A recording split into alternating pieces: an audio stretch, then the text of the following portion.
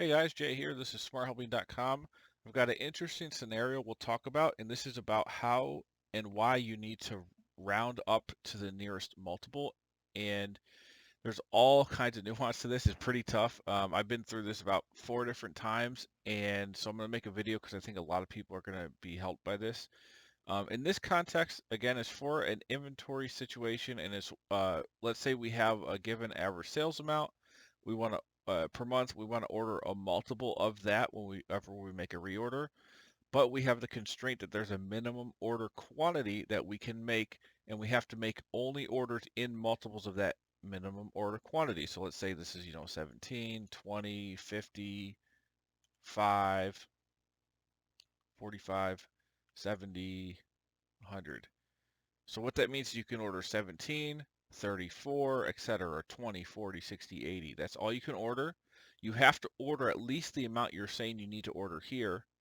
And the first function that I thought of was M round, but that doesn't work because it will round you down if you don't pass to the like if this number is like 5 units under your next MOQ multiple, it will round you down and then you won't have enough inventory potentially.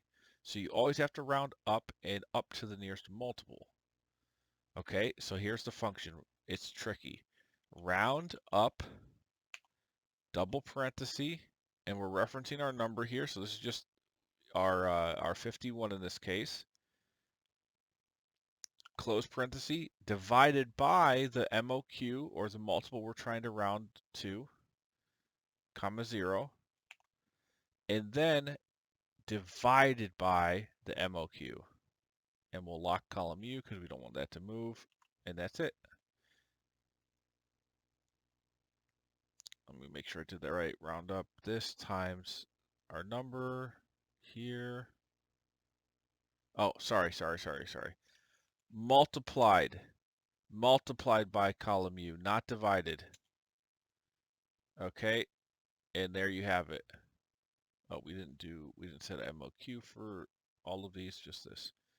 Okay, this is always going to give you the correct answer, assuming you're rounding to this multiple. You can only buy in this multiple, and you always have to round up. So look at this. We remember we needed to order 51. Well, what's the nearest multiple to 51? Well, let's see. So it's like probably around 4. Yeah.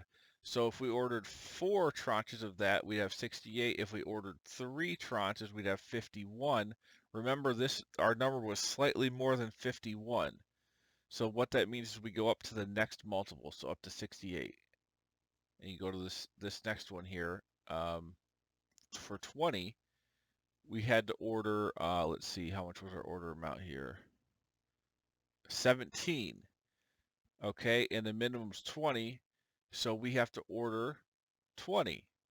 And then over time, now the inventory forecast is going up. Eventually here, it's saying our order amount needs to be 20.6. Okay, well now that's over 20. Now we got to go around to the next highest multiple of 20, which would be 40. And there you go. And then this is what we're using to define whenever we make reorders. And I could drag this, let's say all these are in multiples of 100, and I drug this down. Okay, there you go. And now that's going to define, we have a whole other algorithm here to figure out like minimum inventory levels, current inventory balance, uh, all this stuff for growth, lead time, historical sales, payment terms, all these other things that are used. But now what's interesting is this algorithm works, and you can see now we're only ordering in those multiples. So I thought this is pretty cool, very useful. I think a lot of people do look up this, how to round up to the nearest multiple.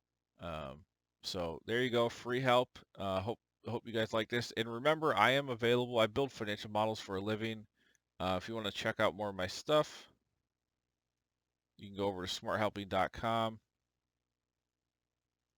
I do have a bunch of inventory specific tools. If you go under the accounting templates, let's see, inventory here.